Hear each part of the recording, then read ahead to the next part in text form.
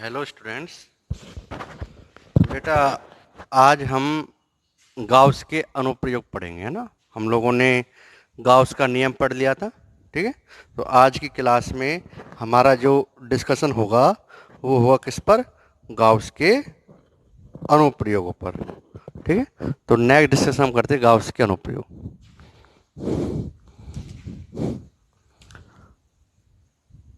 Gauss के अनुप्रयोग। ठीक है। तो गाउस के अनुप्रयोग में जो पहला अपना जो डिस्कशन होगा वो है आवेशित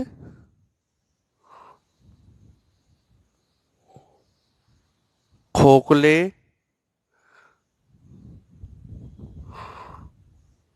गोले के कारण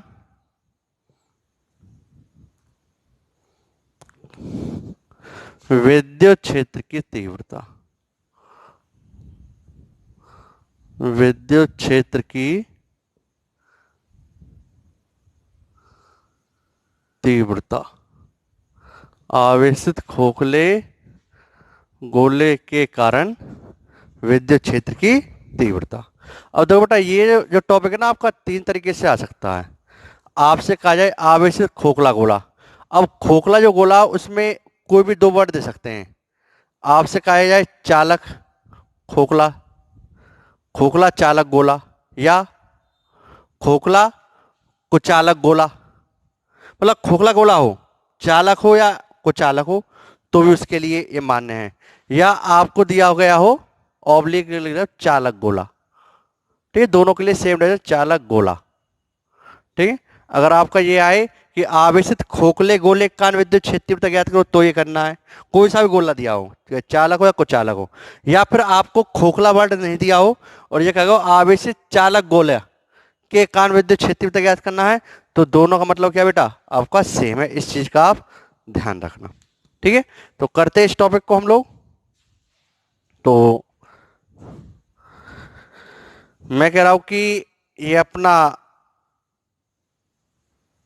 एक खोखला गोला है, ठीक है, जिसकी त्रिज्या कैपिटल आर है। अब ये चाहे अगर खोखला हो तो खोखला लिख लो, चालक गोला तो चालक लिख लो।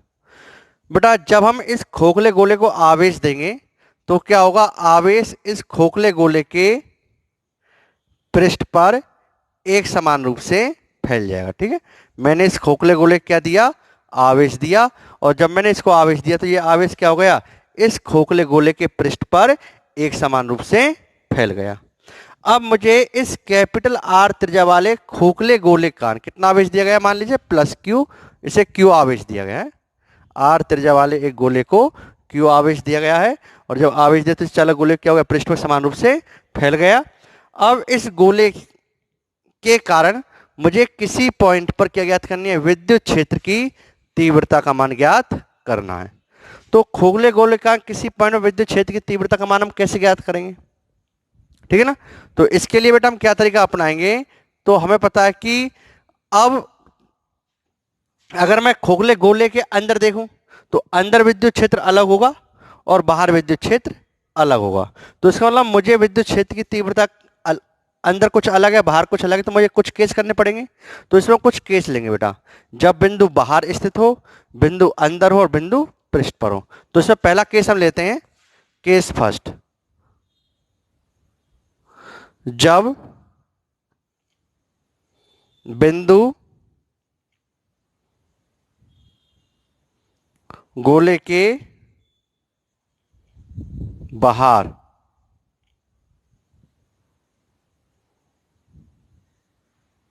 स्थित है, ठीक है, जब बिंदु गोले के बाहर स्थित, तो उस केस में विद्युत क्षेत्र की तीव्रता का मान क्या होगा, यह हमें ज्ञात करना है।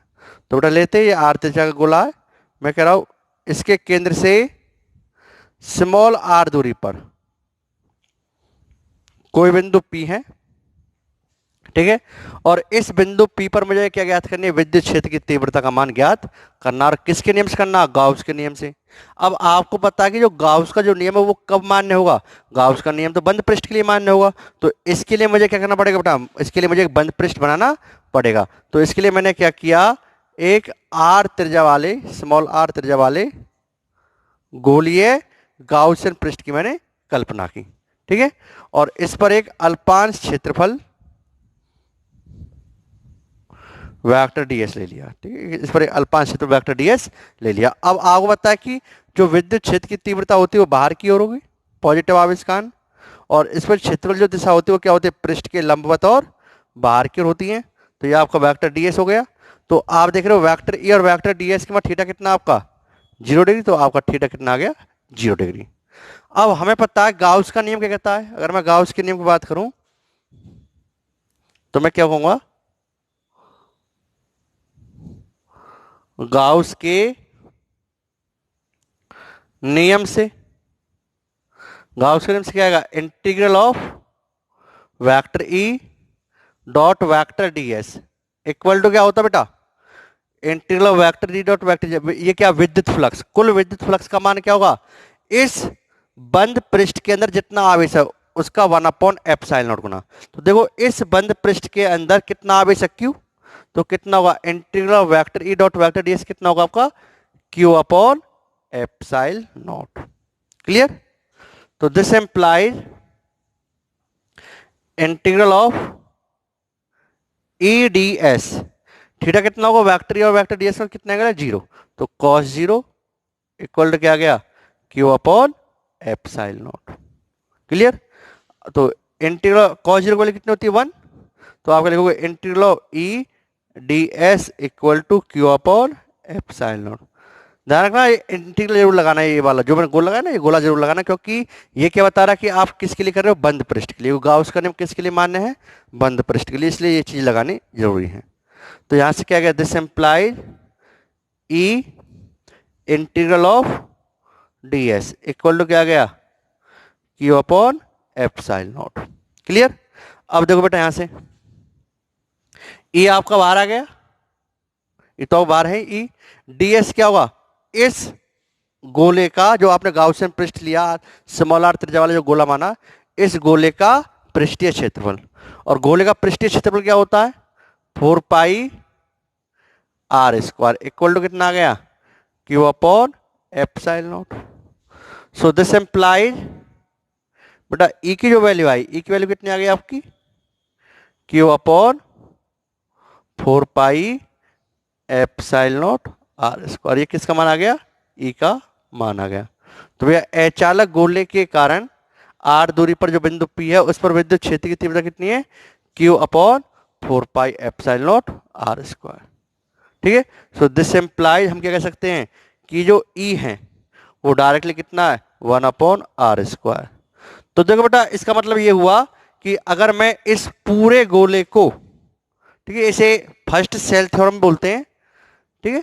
अगर आपको कोई खोखला गोला है, अगर उस खोखले गोले का पूरा आवेश उसके सेंटर पर केंद्रित मान लें, तो जो विद्युत क्षेत्र की तीव्रता फॉर्मूला होगी वही इस अचालक गोले का होगी, कहां, बाहर।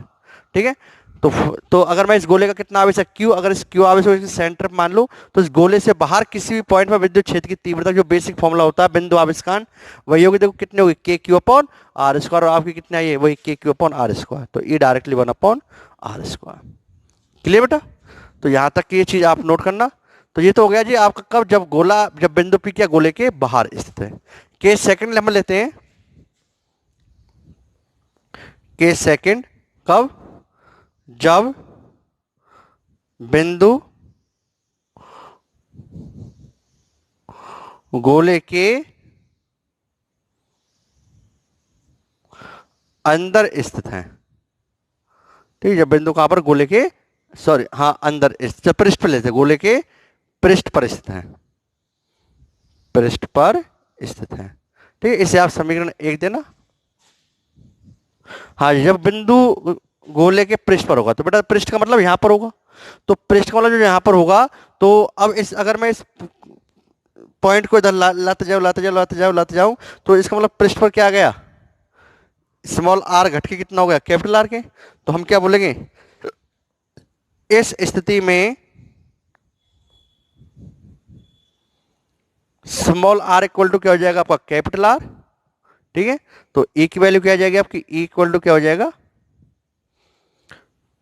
Q upon 4 pi epsilon naught R square, और ये कैपिटल आर स्क्वायर, सॉरी। ठीक है ना, समीकरण 1 से, कहां से, समीकरण 1 से। ठीक है, ठीक है, इसके बाद ये आएगा समीकरण 1 से, ये आ गई ई की वैल्यू।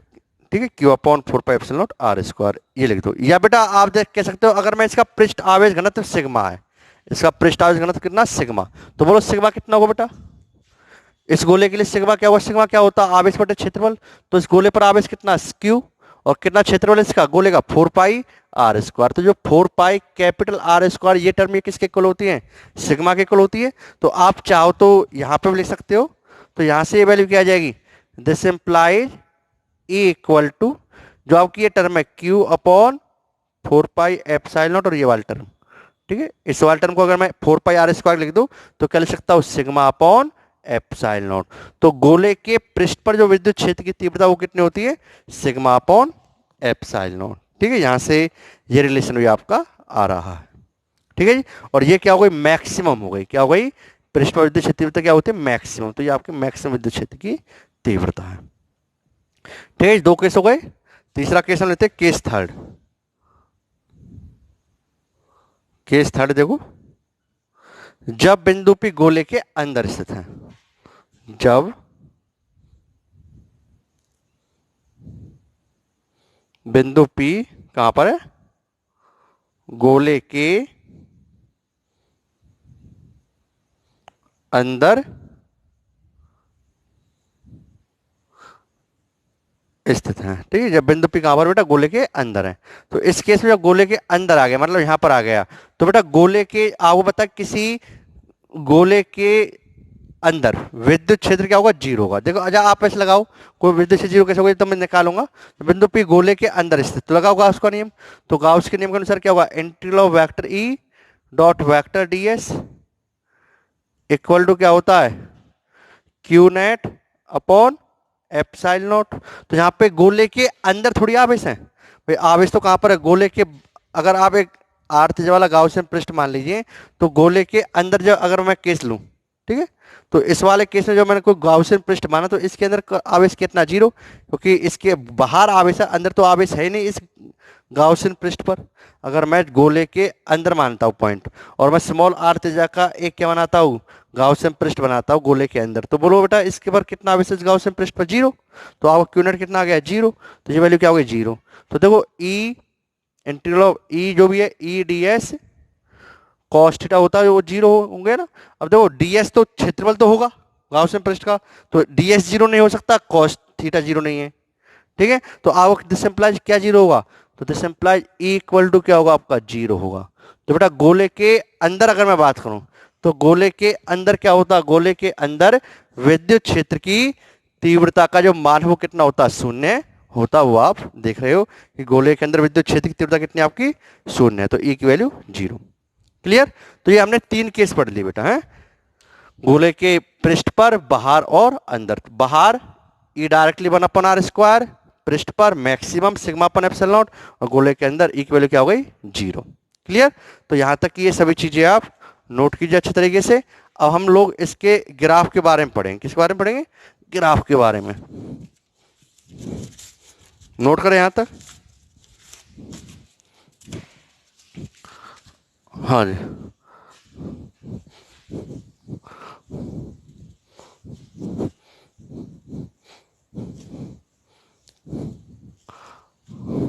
हाँ बेटा, नेक्स्ट है इसमें capital E versus small R के मध्य graph.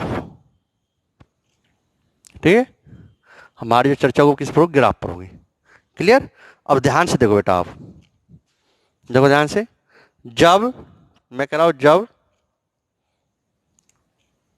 Small are less than capital R. इसका मतलब क्या हुआ, small are less than capital R, मतलब बिंदु पी कहाँ है, गोले के अंदर है। भाई ये तो कैसे होगा, जब आर की वैल्यू बड़ी आर से छोटी है तो बिंदु कहाँ होगा, अंदर। तो दिस इंप्लाई जब अंदर है तो अंदर विद्युत क्षेत्रता कितनी है, गोले के अंदर विद्युत क्षेत्रता कितनी है, इक्वल टू 0। ठीक है, हाँ जी। जब स्मॉल आर इक्वल टू किसके, कैपिटल आर, अगर बिंदु पी कहाँ, गोले के पृष्ठ पर है, तो इसका मतलब क्या हो गया, ई की वैल्यू क्या होगी, इक्वल टू मैक्सिमम। विद्युत क्षेत्रता क्या होगी बेटा आपकी, अधिकतम होगी। और जब स्मॉल आर ग्रेटर देन किससे, कैपिटल आर से, तो ई की वैल्यू क्या बेटा, डायरेक्टली आपके देख रहे हो 1/r²। ठीक है, ये तीन रिलेशन हमने देखे कि गोले के अंदर 0, गोले के पृष्ठ पर मैक्सिमम, और गोले के बाहर ई डायरेक्टली क्या 1/r²।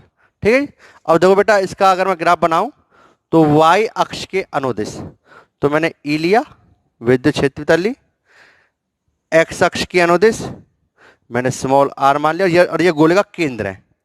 ठीक है, तो अब देखो बेटा जब small are less than capital R, तो 3 पॉइंट अपने कह रहा हूं, ये वो पॉइंट है जिस पर क्या small are less than capital R, नहीं small are equal to capital are.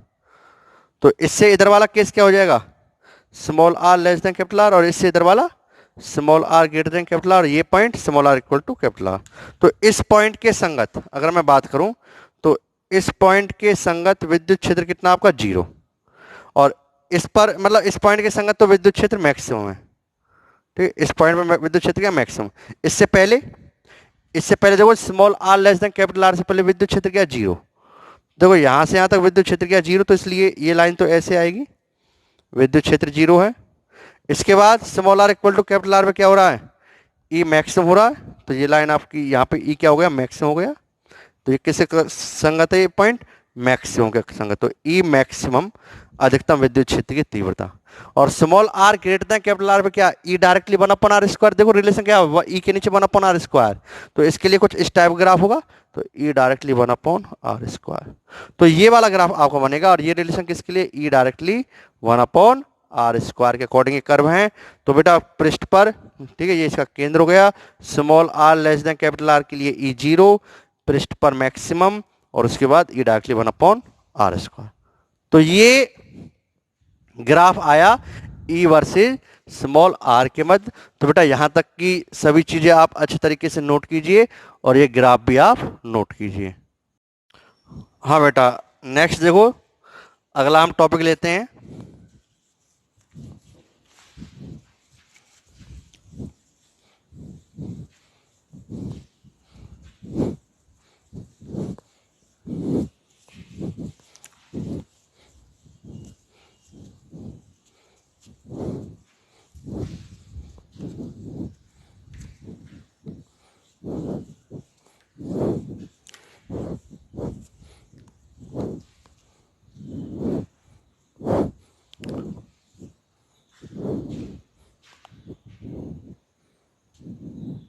हाँ जी।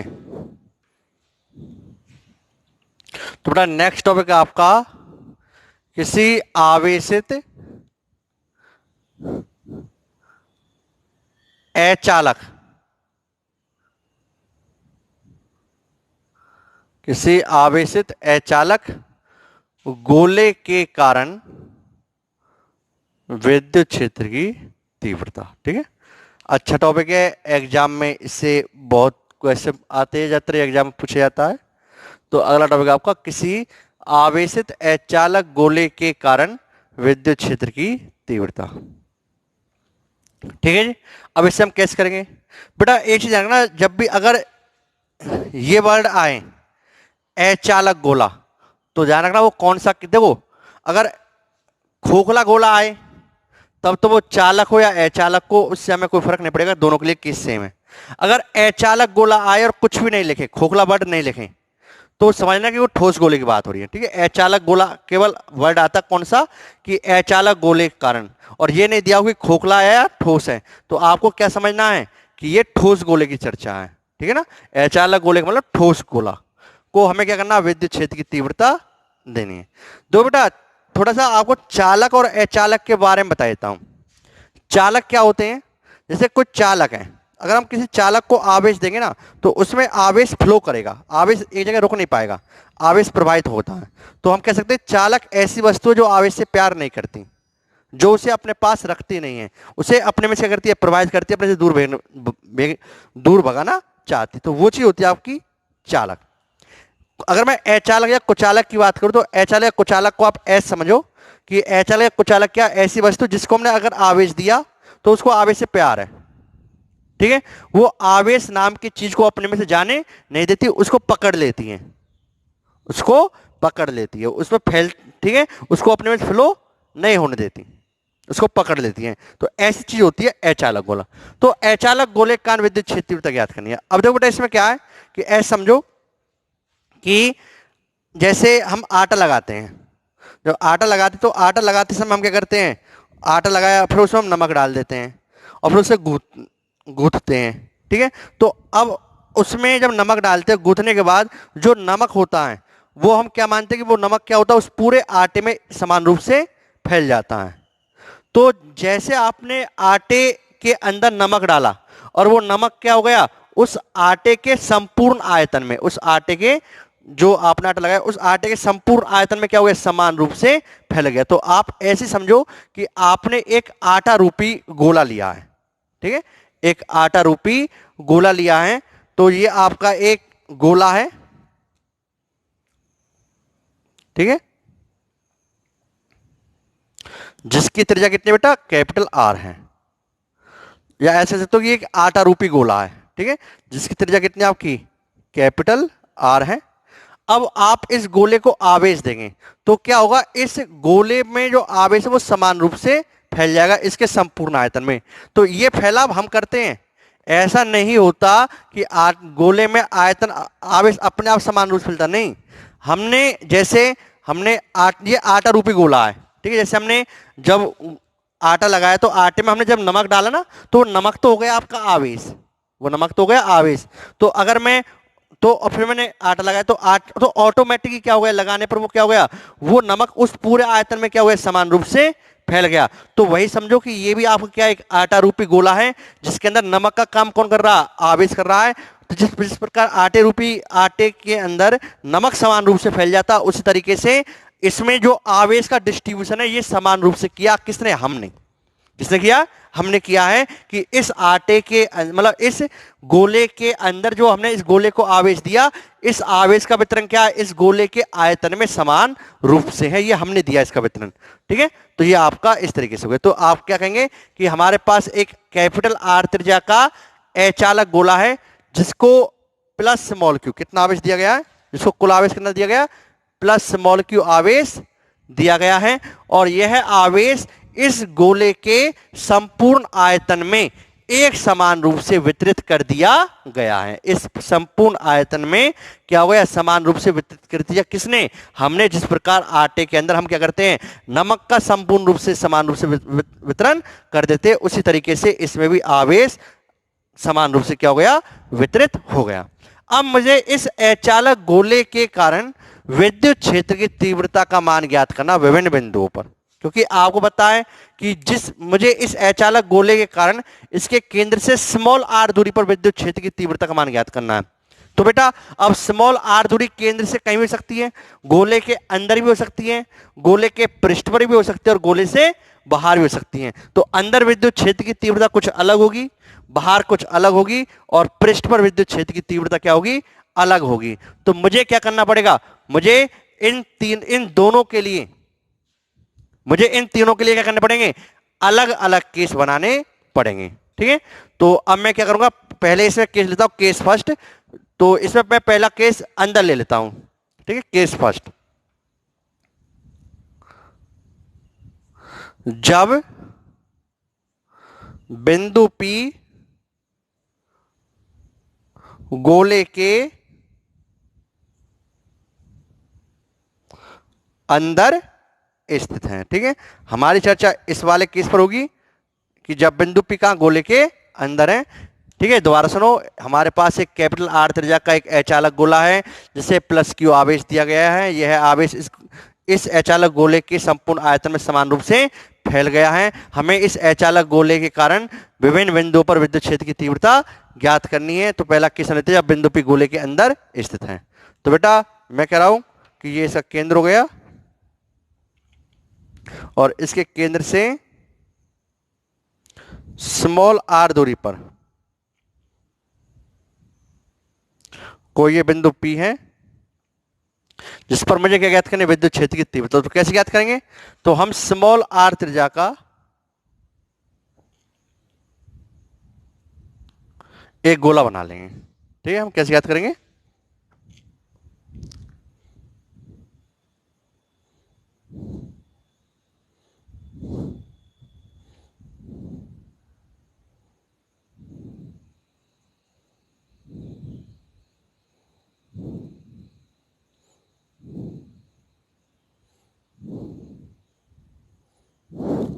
तो स्मॉल आर त्रिज्या का एक गोला बना लेंगे।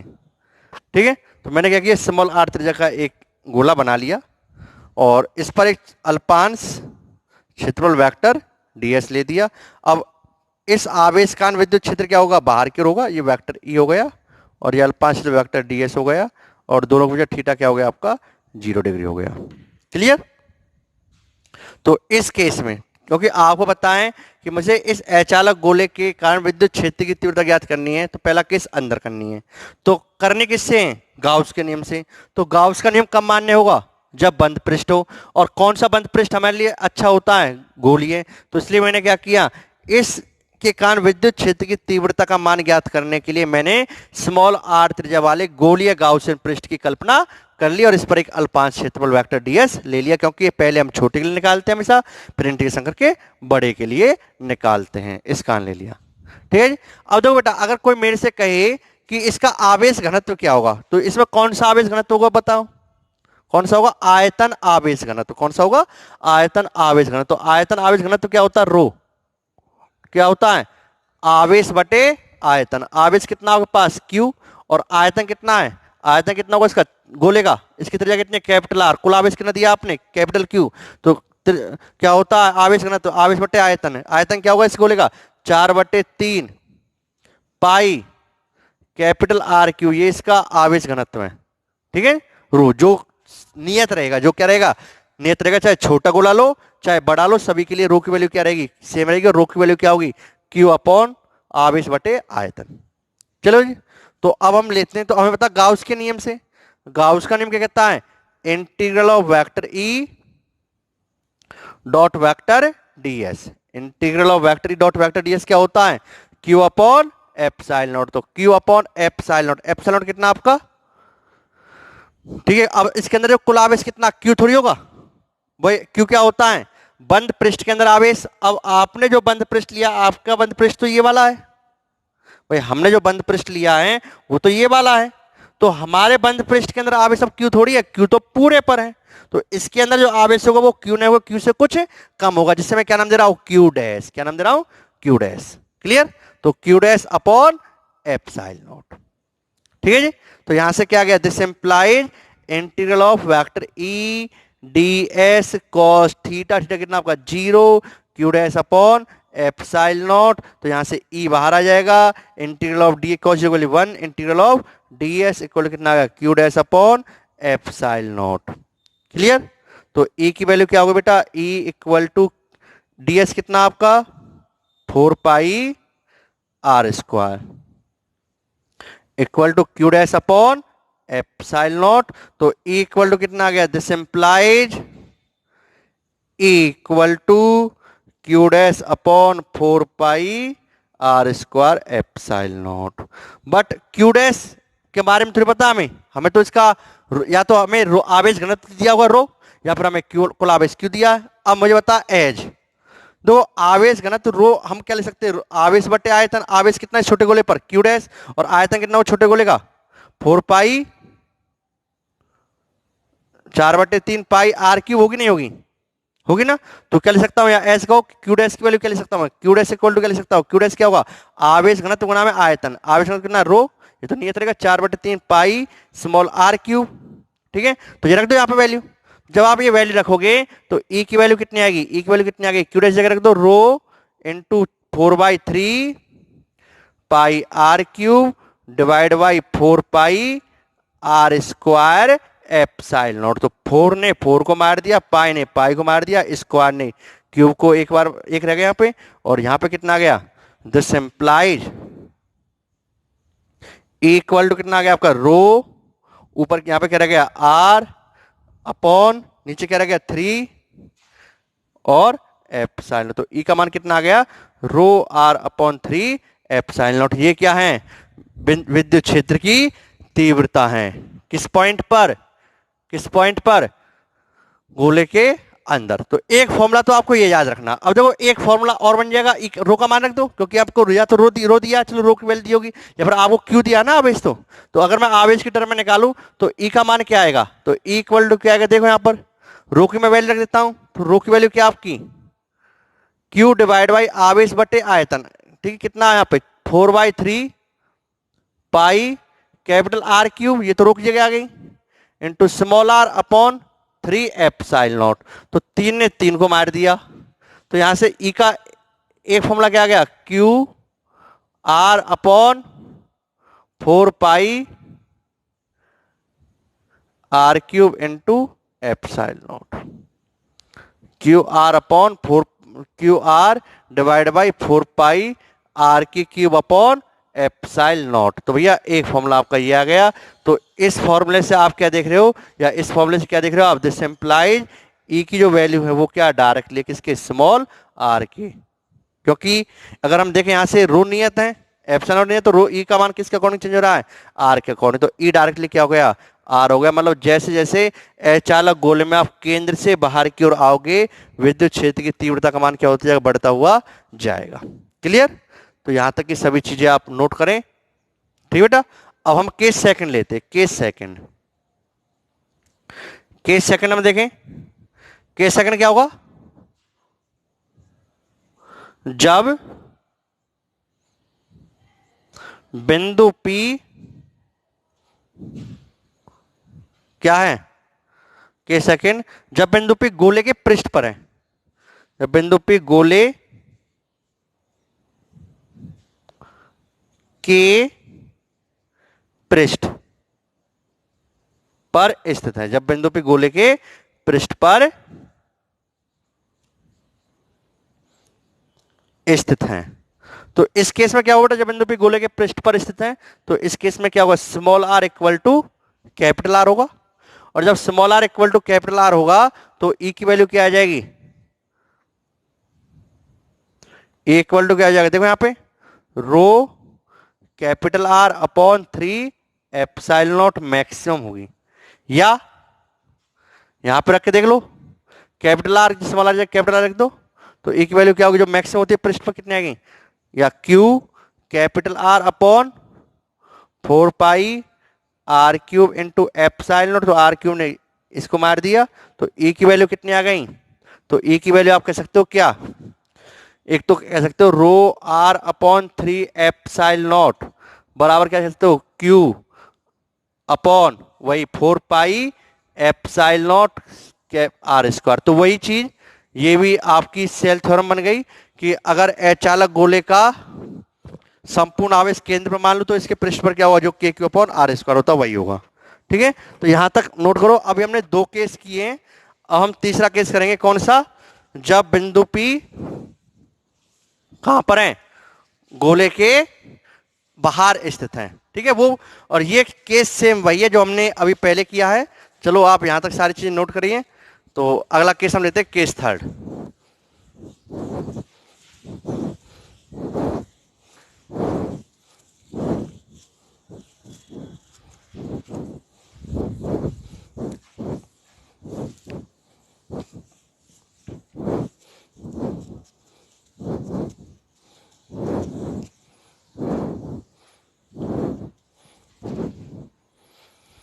हाँ बेटा, केस थर्ड देखो आप, ठीक है, जब बिंदु P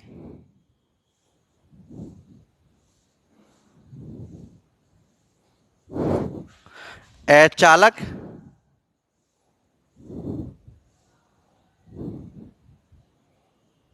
गोले के कहां पर, पृष्ठ पर,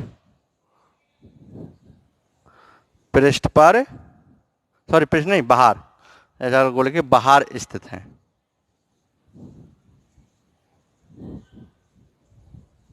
ठीक है, तो ये सेम वही केस है जो आपने पहले किया। तो देखो बेटा, ये आपका कैपिटल आर त्रिज्या का अचालक गोला है। इसके केंद्र से स्मॉल आर दूरी पर, ठीक है, खुद गोले की त्रिज्या कितनी है, कैपिटल आर, इसके केंद्र से स्मॉल आर दूरी पर कोई ये पॉइंट पी है, और मुझे क्या ज्ञात करना है, इस पॉइंट पी पर विद्युत क्षेत्र की तीव्रता का मान ज्ञात करना है। और करना किससे, गाउस के नियम से। अब गाउस का नियम क्या करना, किस पे लगता है, बंद पृष्ठ के लिए। तो मैं क्या करूंगा, मैं यहां पर एक स्मॉल आर त्रिज्या वाले बंद पृष्ठ की कल्पना करूंगा। तो बेटा मैंने क्या किया, स्मॉल आर त्रिज्या वाले बंद पृष्ठ की कल्पना की, और इसके पृष्ठ पर एक अल्पांश क्षेत्रफल वेक्टर ds ले दिया। तो विद्युत क्षेत्र तीव्रता ये हो गई वेक्टर E, और अल्पांश क्षेत्रफल वेक्टर ds ये हो गया। थीटा कितना हो गया, थीटा आपका 0 डिग्री हो गया। ठीक है जी। अब विद्युत क्षेत्र की तीव्रता ज्ञात करनी, तो करते बेटा, कैसे करेंगे, अब आपको पता गाउस का नियम क्या है। ठीक है जी, तो गाउस के नियम से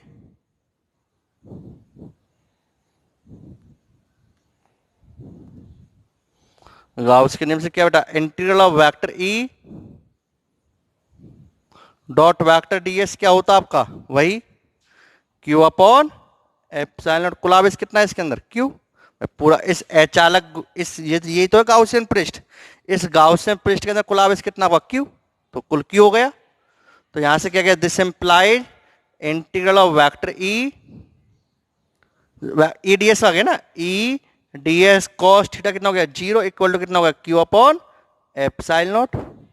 सो दिस इंप्लाइड ई आपका बाहर आ गया, integral of ds q upon epsilon naught. तो बेटा यहां से E और ds क्या है, इस गाउसियन पृष्ठ वाले गोले का क्षेत्रफल। तो इसका क्षेत्रफल क्या होगा, 4 pi are square equal to Q upon epsilon naught. So this implied E का मान कितना आ गया, Q upon 4 pi epsilon naught R square. तो दिस इंप्लाइज, ये तो गोले के बाहर आ गया विद्युत क्षेत्र की तीव्रता का मान, तो हम क्या कह सकते हैं, this implies E directly 1 upon R square, ये आ गया आपका। तो अगर मैं अब यहां पर तीनों केस मैंने डिस्कस कर लिए हैं, जब बिंदु P कहां पर, गोले के पृष्ठ पर है, जब बिंदु P गोले के अंदर है, और जब बिंदु P गोले के बाहर है। ठीक है, अब हम इसके ग्राफ की चर्चा कर लेते हैं बेटा। तो अगला डिस्कशन है ग्राफ पर। ठीक है, capital E versus small r के मध्य ग्राफ, के मध्य ग्राफ। ठीक, ग्राफ पे चर्चा करते हैं हम लोग। तो देखो ध्यान से, y अक्ष के अनुदिश आपने E लिया। अब ध्यान से क्या देखो, इधर देखो, जब हमने क्या करा, जब स्मॉल r लेस देन किससे, कैपिटल R से, मतलब जो छोटा r बड़े R से क्या है, छोटा है। तो इसका मतलब बिंदु P कहां पर है, अंदर, कहां पर है, अंदर। तो दिस एम्प्लाइड, तो E की वैल्यू क्या आई थी इस केस में, डायरेक्टली R, मतलब E स्मॉल r की क्या था, समानुपातिक था, ये पहले केस में, अंदर वाले केस में था। ठीक है, जब small r equal to capital R है, तो दिस इंप्लाई ई पृष्ठ पर क्या आ गया था, मैक्सिमम, क्योंकि आपको पता है जैसे जैसे अंदर जाएंगे विद्युत क्षेत्र में बढ़ते जाएगा, बढ़ते जाएगा, बढ़ते जाएगा पृष्ठ पर मैक्सिमम, फिर उसके बाद आगे बढ़ेंगे तो घटता हो जाएगा, E directly 1 upon R square से। तो ई की वैल्यू क्या, मैक्सिमम। और हम क्या बोलेंगे, जब स्मॉल आर ग्रेटर है किससे, कैपिटल आर से, तो ई क्या है, ई डायरेक्टली किसके हैं, 1 अपॉन आर स्क्वायर के। तो ये तीन स्थितियां हम लोगों ने की। तो अब ग्राफ बनाते हैं इसके लिए हम। देखो बेटा ग्राफ कैसे बनेगा, ये आपका y अक्ष है, y अक्ष के अनुदिश मैंने क्या ले लिया, E विद्युत क्षेत्र की तीव्रता। ठीक है, इसके अनुदिश तो हमने E ले ली।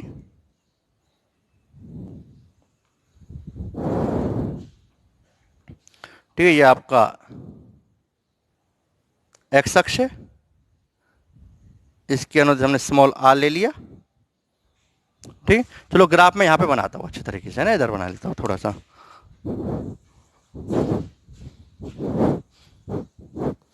यहां पे बनाते हैं ग्राफ को हम।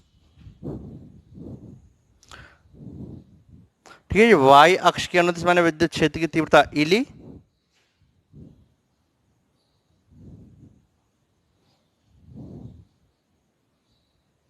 एक्स अक्ष के अनुदिश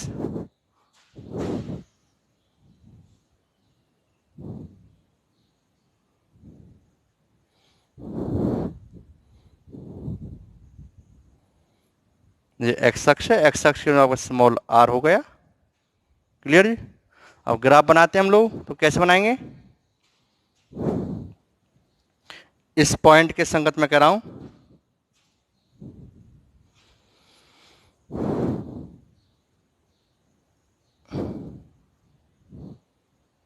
इस पॉइंट के संगत क्या small are equal to capital R है।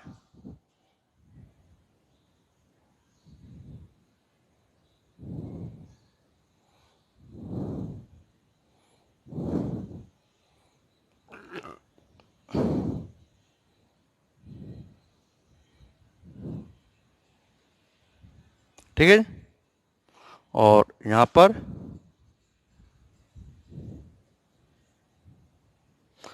ठीक है, पृष्ठ पे ई की वैल्यू क्या बेटा, देखो small are equal to E maximum है। अब देखो डायरेक्ट यहां पे जो small are less than capital R, तो ई डायरेक्टली आर, आर की पावर कितनी 1।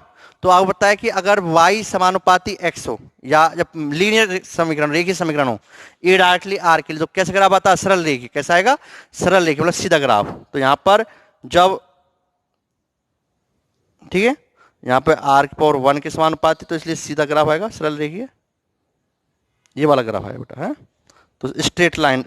ये डायरेक्टली के लिए क्या आती है? डायरेक्टली आर के लिए स्ट्रेट लाइन। ये हो गई जी स्ट्रेट लाइन आपकी। क्लियर। फिर क्या आएगा? पृष्ठ पर क्या हो गया? मैक्सिमम, आप देख रहे हो। और इसके बाद जब small are greater than capital R, तो ई डायरेक्टली क्या 1 अपॉन आर स्क्वायर। तो ई डायरेक्टली क्या आपका 1 अपॉन आर स्क्वायर, कुछ इस तरीके से है। ठीक है, तो ये ग्राफ तो है ई डायरेक्टली स्मॉल आर के लिए, ये ग्राफ है E directly 1 upon R square के लिए, ये मैक्सिमम। ठीक है, तो ई वर्सेज स्मॉल आर के में जो ग्राफ होगा बेटा, वो कुछ इस तरीके से होगा। तो यहां तक कि सभी चीजें आप लोग नोट कीजिए, और इससे आगे की चीज हम अपनी नेक्स्ट वीडियो में करेंगे। Okay, thank you.